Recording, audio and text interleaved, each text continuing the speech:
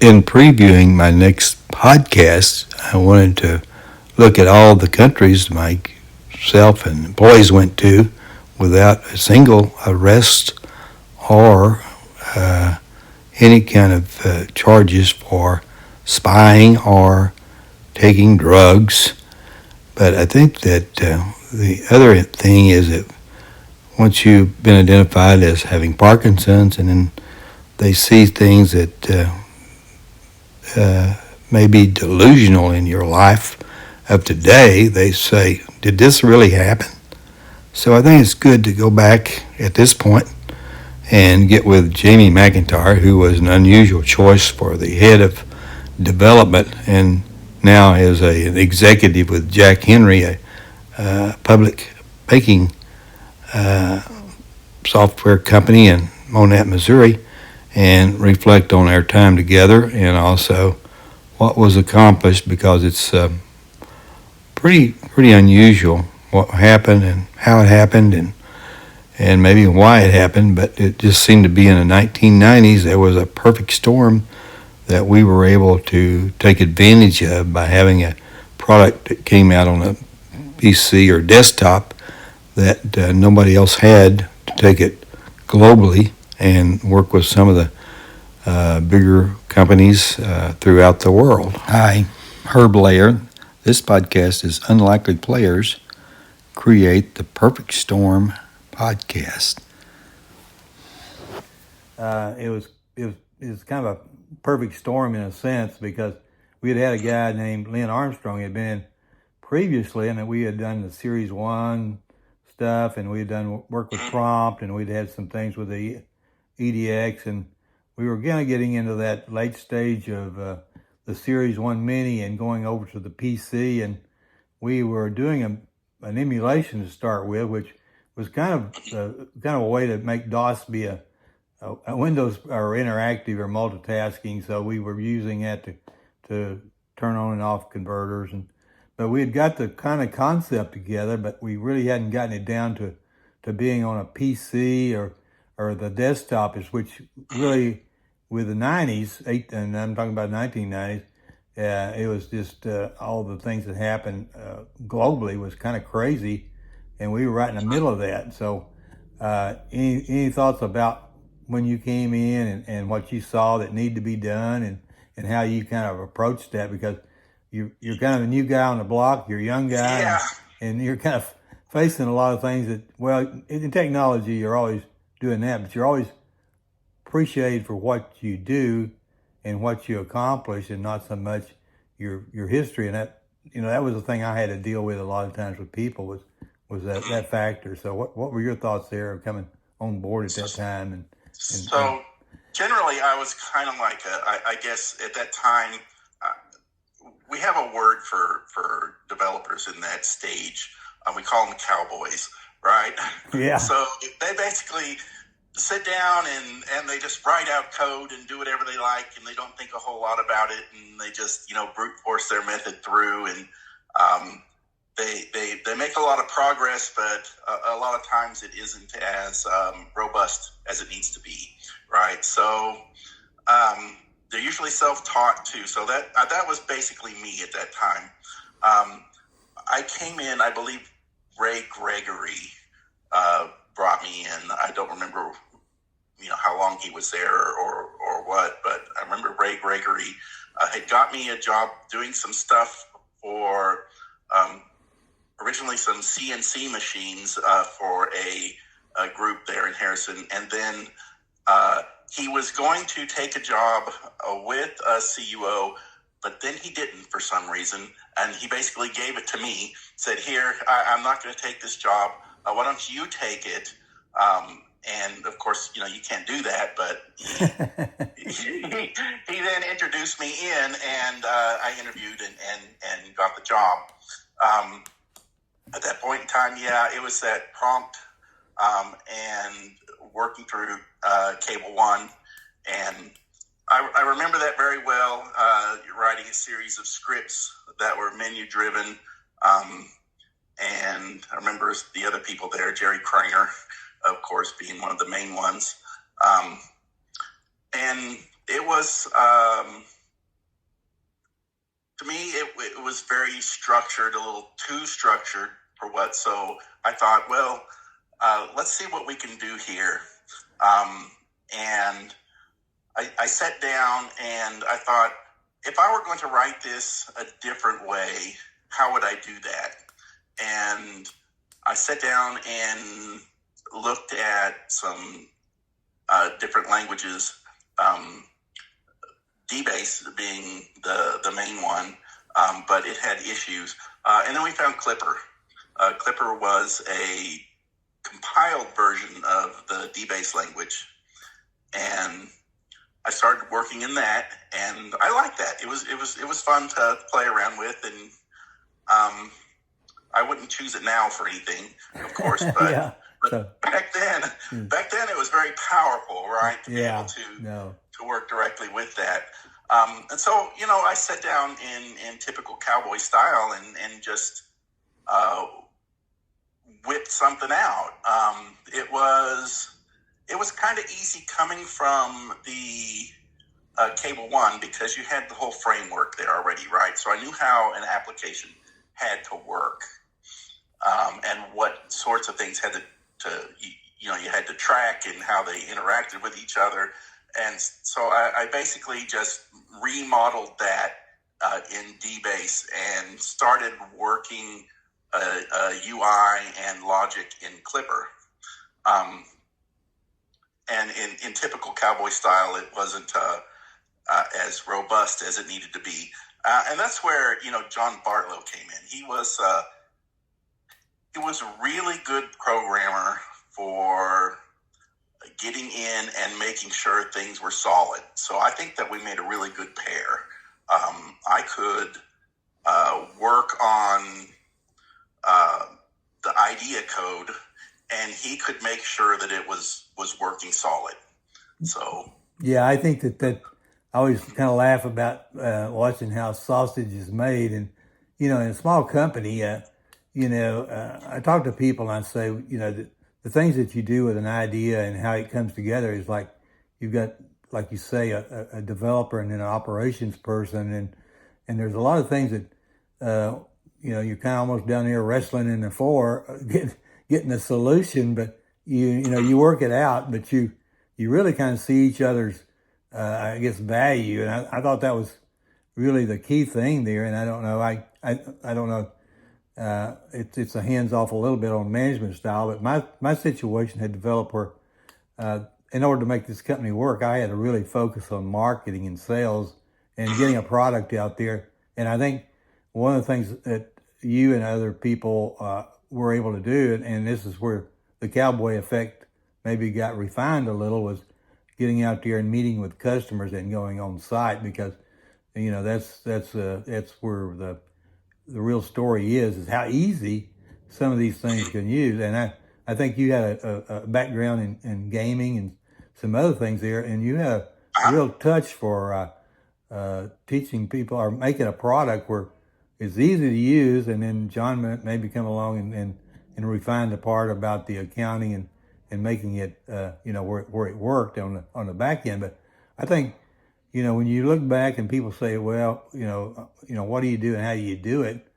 It's kind of it's getting the right people, but really managing them properly too. Because I think today you get a little bit of the punch card thing of hourly people, but you really have to look at performance, and you have to be, as I say, I was more of a walk around manager. I don't know if you ever come to my office, but I always like to go around to where you were and see what you were doing and kind of be face to face on it that way. But that was kind of a thing I thought about. And whenever I did go out and do an installation, I was kind of prepped up to a point where everything is kind of, the bases were covered. But I think, that getting out and I know you occasionally did support calls or sales support calls, but it was a little more than just, writing code. And that was the thing that I think it really made you as good as you were, and what made the product go globally like it did.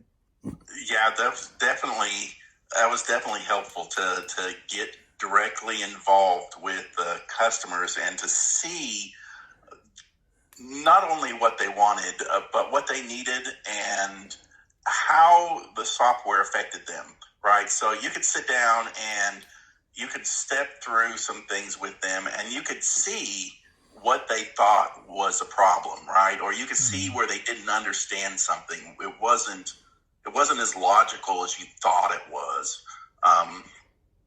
So yeah, that was very helpful. That was. Well, I want to Yeah. kind of move on a little bit and, Uh-huh. and talk about some of the trips you took. And you may have some U.S. customers that come to mind, but I'm going to focus a little more on the international, just for a purpose of just how we were able to do that. But you got any thoughts on your as far as U.S. customers that you recall, or anything that sticks out that maybe in the early days that you worked with, or anything like that? Or Well, there's a few that really stuck with me. One was Carl Whiting. He was up in, I think, Andover, Massachusetts. okay, And working with him it was great. He was very friendly, right? So you could easily interact with him, and he wasn't afraid to say anything to you or to bring it up or just to call you up out of the blue and discuss how the applications were working. So that was really, working with him was great. I really liked working with him. Now, I remember also there was one trip we went to in Columbus, Georgia. I don't remember who the people were or the company there. I could probably just say Cablevision. That get about 50% of them. yeah, But all I remember is it was very uncomfortable, and they ended up buying Cable One, but somehow they had thought it was a different software. So they bought Cable One, but after having reviewed somebody else's software and thought that was what they were buying. okay, So it was really strange. And I got there and we sat down with them and I started showing them the software, and then they all got all upset for some reason. I didn't even know what was going on. And they set me down. It's like one of those old 50s movies where they got the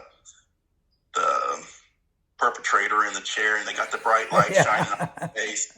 And they did that to me. And they had a group of people in chairs surrounding me, and they were giving me the what for and all this kind of stuff. And they were looking for a way for me to prove that this was the software that they'd seen that they wanted. And in the end, I showed them how to change the colors in Cable One by, I don't remember, it was a series of commands you type in to change the colors. And the guy who made the decision, which he's the one who goofed it all up, he grabbed onto that as, this is it. This is the software now that I know, because now you can change the colors. And everything went fine from then on. It was really, really strange. yeah. Well, But, one of the things yeah. we did do was we we had a demo that was a real live case, and we limited the number of subscribers you could put in. And we know that some people really looked at that close and some didn't. And always people have convenient memories of what worked in the past. You've been in this business long enough to know that there's things that people will remember that, that was really great, but now we're moving on, and there's always a lot of things that's better, but it's amazing how they will grab onto that. And I think that's a good story, and I think that's really interesting. Yeah, it was really strange trip. It all turned out fine, so that's all right. Yeah, I know. They thing from that, I don't know if you had any other U.S. stories, but I wanted to kind of move on to really one of the key ones that we had, and I know you've been involved with several international, but that was in the 90s, of course, and one that I recall that we just had to put all the forces together, and I think John Bartlow was down in Dominican Republic, and I had to Oh get yeah. I had to get him a passport down there. You couldn't probably do it today, but that he could join you in Budapest. And of course, Paul Case, who I still communicate with, he kind of spends times over in Maui. He's got a rum distillery or something, and then he still Okay. lives in Denver. So we talk to each other, and he always kind of says, "Well, you were one step from really making it big." But I think what he did was he brought us into the UIH over there, and you know, I didn't ever make a trip to Budapest, and I know you and John were over there. So I just kind of wanted you to reflect on maybe your personal experience and professional experience and how you felt that went, because it was kind of a big deal, because we were working with the predecessor to Liberty Global, which is John Malone and all that group, and there are a lot of those people that really made it big on that company. So what were your thoughts when going to Budapest? So Budapest was it was great. I don't know how much I've shared this with you before, but when we got to Budapest, I worked with a group of software developers there that then reported to, I don't remember the name of the company or the guy who was running it. There was an American there running the cable TV company. It wasn't Paul Case. It was somebody else there. Well, there was a Gene Musselman, but there's another guy there that I've got that he's more into that wine now. I've got it back somewhere, but I know you. I think I know who you're talking about, but that you can. So he would only deal with me, right? He didn't want to talk to the Hungarian developers at all, and their goal was to translate the software into Hungarian, right? And we made it so that everything was translatable. All you had to do was go in and change the strings in a table, and it would be in the new language, right? We did that, I think, specifically for the Taiwan installation, or in prep for that. But it worked great for the Hungarians too.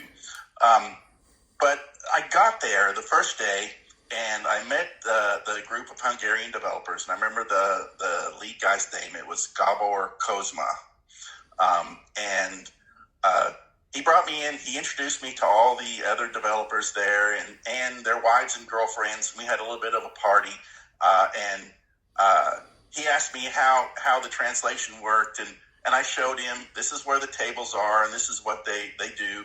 And I'm like, okay, so when can we meet and start going through this? And he goes, well, you don't have to do anything. We're just going to do it all. I'm like, well, okay. What does that mean for me? I'm here for 2 weeks. And it ended up, they did absolutely everything, and I did almost nothing there, except at the end of the week, I would have to go give a summary of what they did to this guy at the cable company. And he wouldn't speak to them. He would speak to me, and I would turn to the guys, and I would ask them, any specific questions, and they would tell me, and I'd repeat that to him. And I'm thinking, this is a complete waste of time. But it worked. They got it all translated, and they did everything. And we went back one time. I think I was there twice. And both times it was really pretty much just a vacation for me. I met the developers once a week, and I met the cable company guy once a week. And then I had to go to a couple of meetings that they had on site. One was there's a castle called Visegrad there on the Duna, the Danube River. And they got me a translator, and nobody asked me any questions. So that was, I just basically sat there in that meeting that whole time. But it all worked. In the end, they got their translated software, and the guy talked to me, and I talked to the developers, and I was the... the amazing part of that, of course, I give a lot of credit to Paul Case getting us in the door there, but I ran into the guy, Gene Musselman. He was down in Brazil, and he was talking about how he really appreciated how fast we got him into the black or got him profitable there.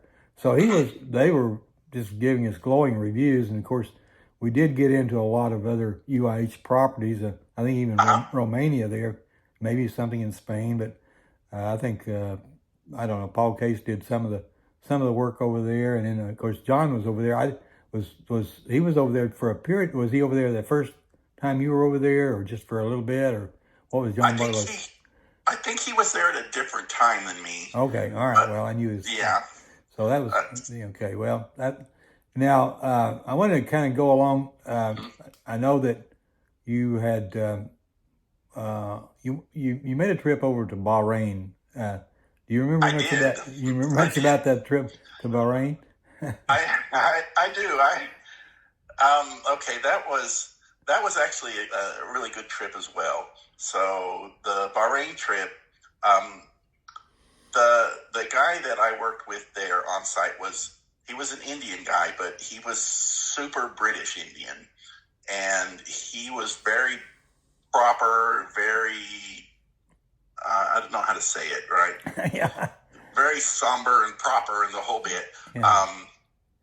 And they got me a hotel in the souk, which is a big market there, right? Yeah. And the hotel, it was not only a hotel for travelers, but the top floor was dedicated to, well, it's a family podcast. I won't say what it's dedicated to. Okay. Okay, but there were a bunch of Russian ladies up there. That's what we'll say. Okay. And when I let the guy know that, he was mortified. He was absolutely shocked, and it was just really funny. Now, working with them was easy. They were easy to work with. The Indian guy was super into American culture, so he was very interested in working with me and talking with me, and we went through the whole thing. We set up, we did everything, showed how everything worked, and everything went great. So there were no issues there. I don't have details of what we worked on because, it's the well, Arab type thing too, isn't it? Yeah, it's the weird things that stand out to me that I remember 20 years later, not the actual sit down and we worked on code kind of things, right? All right. So, well, that's really where I was going to. I really came across Mario Pinto. I did go to Kuwait City, and he was kind of the head guy making these decisions, but I was kind of tied up about the culture and how particular they were about. So that was kind of surprising about the thing on the top floor there. But it was really they really tough on people when they broke their culture code or did something wrong. So I was wondering, and I'm kind of getting back to this a little. I've been talking about a little bit out of your comfort zone a little, but also the fact that if you were in the North America and South America continents, is a little less drug type issues. But when you got outside that, it wasn't just Russia, but every country had real strong laws about you can be in prison or you might be even killed for handling drugs. And of course, that wasn't an issue with us or our company, but it was something you see today, how people are so easily violate the laws in these countries. So I don't know, like say it was maybe the 1990s a little bit more open, but still they were strong laws. And I know culturally, when I was in Kuwait for just a brief period, you really watched what you did and said and everything else. So I don't know, like you said, it was an interesting time and maybe a time that you can remember some of those differences, but that was the thing I remember too. So The thing I remember about Bahrain is because I went to Kuwait also, and Kuwait is, like you said, it is super strict. But Bahrain was not. Bahrain was pretty much like I don't know, I'd say the Las Vegas of the area, right? It was wild and crazy land. The Saudis, it's connected by a bridge to Saudi Arabia, and the Saudis would come across there into Bahrain, because they couldn't do it in Saudi Arabia, to let off steam and everything, right? So it was way more wide open than any place I'd been in the Middle East. Now, it wasn't a problem for me at all, but I've never been a drug user or a drinker or anything like that. It just doesn't appeal to me. But I was aware of all those kind of laws, and I do recall when we went down to Indonesia that this is another Muslim country, right? That's actually where I met my wife. Yeah, we're gonna get into that for sure. Okay, but yeah, I do recall that they were always in the news. You'd see Australian backpacker, drugs and all this kind of stuff on death row, and it's like, wow, this is really bad. This is something you just don't want to do in these Muslim countries. But Kuwait, when we went to Kuwait, which I think I went to Kuwait after I went to Bahrain. I don't remember the time frame, but that seems right. I think Bahrain was my first stop in the Middle East. I remember going to Abu Dhabi and to Kuwait. But Kuwait was, there's social hierarchy there, right?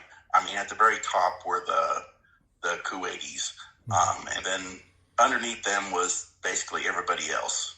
And you did not say or do anything with the Kuwaitis because you were a second-class person. Yeah. I really felt like that they looked down on everybody. I don't know if that's the actual case or it's just the people there, but I worked with a bunch of Pakistani people in Kuwait because the guest workers, I guess, they hired in mostly Pakistanis. And those guys were great to work with too. As well, when I was there, the lady who was going to be the operator of the software was Palestinian. And she absolutely hated me. I mean, absolutely. They brought her in to talk to me, and she broke down crying. She couldn't talk to me at all, and she left, and they kept me away from her from then on. I was a symbol of everything that was wrong in the Middle East, right? So right. Yeah. I'm like, I don't know what to say. I'm just a guy, but I understand. People have their feelings. Did you ever concerned for your safety in any of those situations over there? I mean, I don't know. It may be different today, but it was a time where, like you say, there was kind of an ugly American approach to some of this. So I didn't know what your feelings were on that. But I did not feel any fear or any worry or anything like that. I felt safe at all times when I was there. Okay. I didn't have any. No concerns at all. Maybe that was foolish, but it didn't really seem like I was in any danger. I got along great with all the Pakistani people who were generally the people who were doing all the work. They were the worker class, right? They bring in these guest workers. Most of them were Pakistani, and those were the people you dealt with. And they had no problem with me whatsoever. They were easy to work with. They liked me. We got along great. Yeah, I think that what I found in all places I went to, from China to South America to everywhere, face to face, and of course you're there as a businessman, not as a politician or military, but they were really great people. All the people were to work with. I don't have any experience, or I can't remember any experiences that were negative on that sense. I did want to kind of transition. You brought it up with Jakarta, and when we get into Jakarta, the funny thing about that was that Alspal and myself did a demo at I guess the governor's kitchen table there with the governor's wife, and we had showed the product, and of course they knew that we were doing some things internationally, and of course the UIH was a big thing, and so we were doing that, and of course Governor Tucker was still in office at that time. We made that deal, and of course it was kind of an interesting time because they had some money to put into Indonesia, and a lot of American money was going over into Indonesia and Jakarta. So that was kind of an interesting place to go. So why don't you tell me a little bit about your story about Jakarta, and maybe you can get the personal and professional part there all worked out, because I know that did make a big difference in your life when that happened. So it definitely did. So going to Jakarta was it was I guess a bigger culture shock than going to the Middle East was to me, because it was at that time it was more open, but it was when I was in the Middle East, right? It was very structured. You had to do exactly what you needed to do, and you didn't do anything else. And that was fine because you were just there for a week or two. But going to Jakarta, it was wide open. Jakarta's an international city, and it's really big. It's one of the biggest cities in the world, and it has all big city problems and all big city features, right? Right. So it's weird. It's really weird, the things that happen to you, right? Because at that point in time, I had been doing some game stuff, and I helped a guy on one of his game books, and he thanked me in the book and the whole bit, right? And it's like, yeah, okay, it wasn't a big deal to me because it's just something that you did, and it probably printed 1,000 copies, so it's not like it was really an amazing thing. But we were staying at the Grand Hyatt, and in the bottom of the Grand Hyatt, underneath, there's a mall. And in the mall, there's a bookstore. So I went into that bookstore, and they had a copy of that book. Wow. And it was funny to me. And I met some guys there, so, a couple of teenage boys, and they had their girlfriends with them. Maybe not teenage, maybe 20 years old or so. Just, younger guys, right, who are into programming and that. And they were looking through all those books, and I was like, oh, hey, there's a book I worked on with that guy. And, I mentioned that to those guys. And they pulled it out and looked, and my name was in it. And they're like, wow, that's amazing. And they had me sign it. I'm like, I'm not the author. I just helped him with the book. Yeah.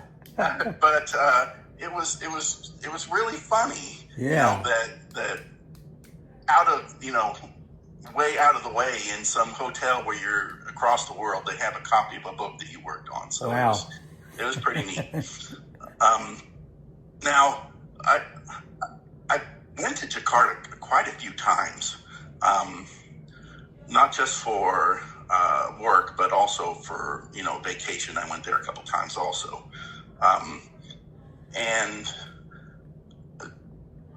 while I was like maybe halfway through my trips, I guess, I started looking for somebody who online, who I could practice my Indonesian with.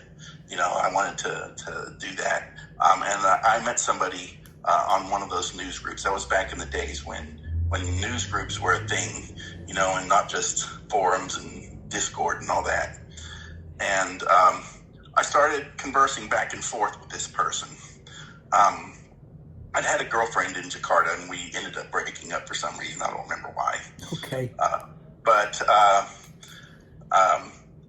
So I was footloose and fancy free and the whole bit, and I'm just discussing with this person, and I'm thinking it's a guy, but it's not. It's a lady, about close to my age, and I go across and I meet her, and in the end, of course, it turns out that we started dating, and we got married. So that was my wife.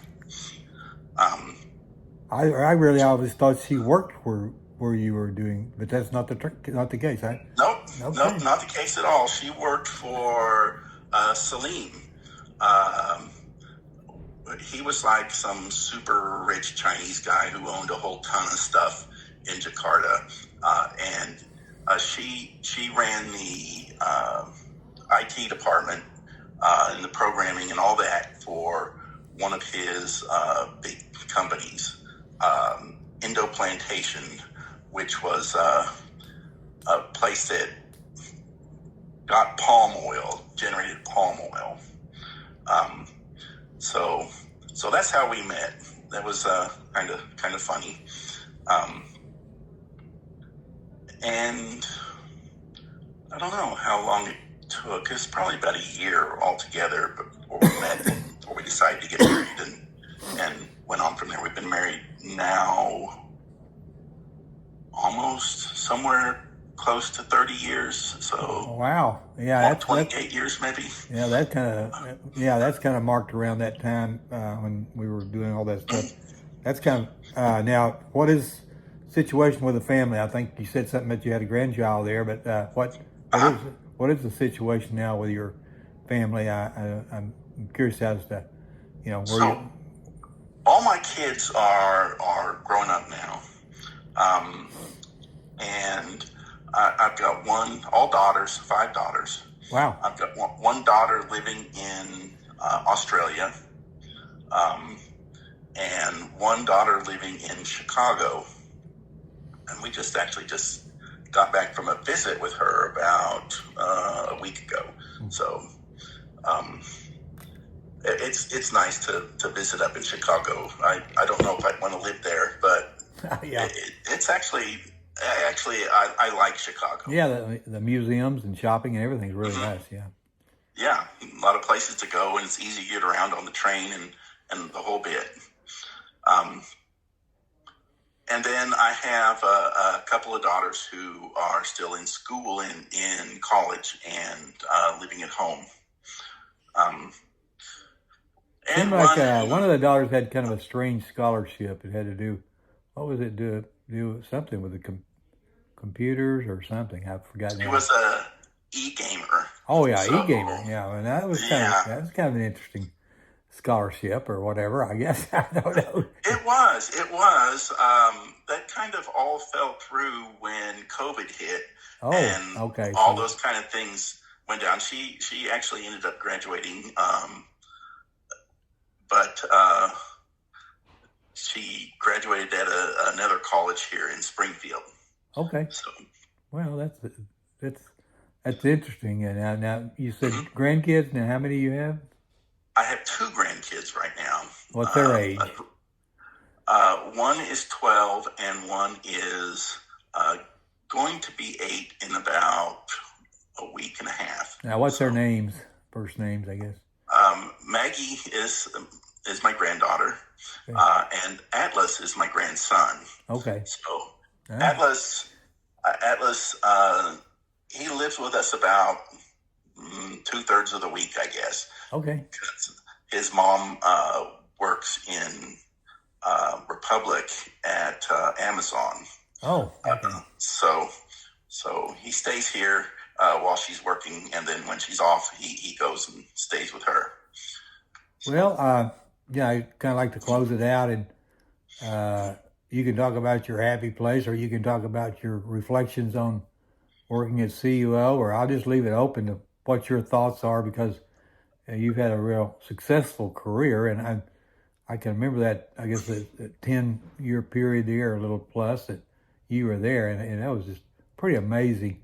Uh, Not only what was going on globally, but just what the mhm. transition was. We had to reinvent ourselves a few times. We started out with with a really System 3 Model 10 with punch cards when we first did our first service bureau, and we did that with cable, and it was about $350 a month.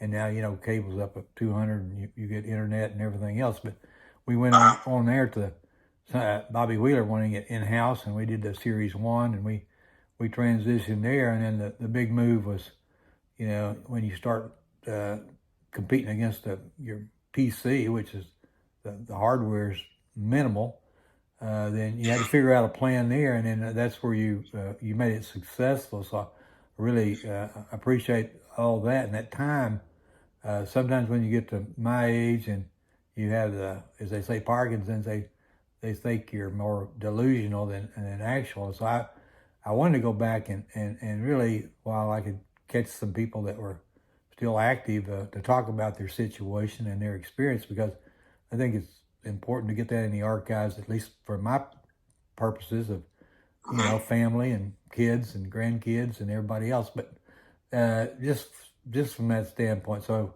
I'll just leave it up to you to what you want to talk about for a few minutes here, and then we'll just let you get back to work. Okay. Well, that was really a transformative time for me. Like I was saying, I went in as a cowboy thinking I knew everything, right? And that's not uncommon for young developers to do. But working through there. Well, there was a little bit of a technical glitch there, but I thought it was important that, the things that were being said and discussed was by Jamie was kind of heartfelt, and also gave me an indication of what it meant at that time to get the job he got, and he turned it into a great career, basically, because he said that he had gone through a divorce and he had had some other personal issues, and he wasn't getting a lot of projects. So I think that's a kind of an important thing that I was glad to see. I'm a little bit disappointed it came out on the some of the CC stuff, but not on the other. So It was a great opportunity for me, and it really helped make me who I am today. So, well, I appreciate that. I know that the way things were in a small company, you hired people, and you let them do their job. You didn't try to micromanage, and that wouldn't have been successful in any way. But that's why we found that was what really made the decision when you came in, and that was the thing I wanted to do, is always give you the free hand, in the sense of obviously there were a lot of checks from people in the company. I didn't mention a while ago that Loretta Eddings was so great on the customer service, and she was one of those people that everybody just believed in, and when she was on the line, and I always enjoyed what she meant, and I told people that even Carolyn Green, who answered the phone, I said everybody sells. I mean, it's just a matter of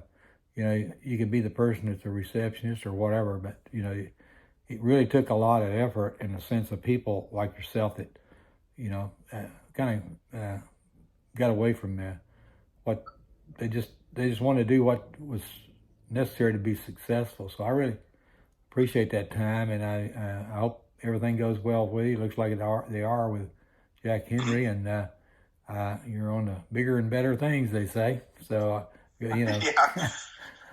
Yeah. Well, I couldn't have done it without the whole team. They were definitely, I know it's something that people just say, but it's truth. Everybody worked together well. Everybody wanted to do it right. And it showed, and it worked out. I mean, we had a few stinkers that went through there, but they didn't last very long. Yeah. So the people who stayed were the hard workers and who wanted things to do right, and they were great to work with, all of them. I mean, we had Don Carmichael, we had, of course, Loretta. I could go through all of them, but I won't. There were a few that came and went that were good, that should have stuck around longer. I remember George. I don't remember his last name though.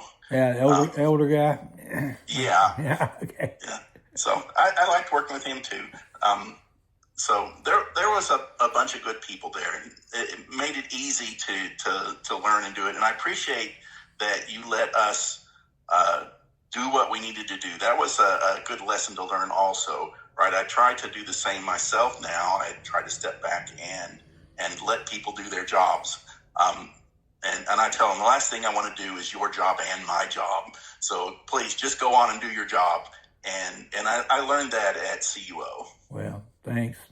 Well, I'm turn you loose here. It's getting close to the hour, and I really appreciate your time. And I'll try to put this together, and we'll just kind of maintain contact. Awesome. Yeah, you can cut all the boring parts. That's okay. No, that's pretty interesting. I thought it went well. Thank you. You're welcome. You have a good day. Uh-huh.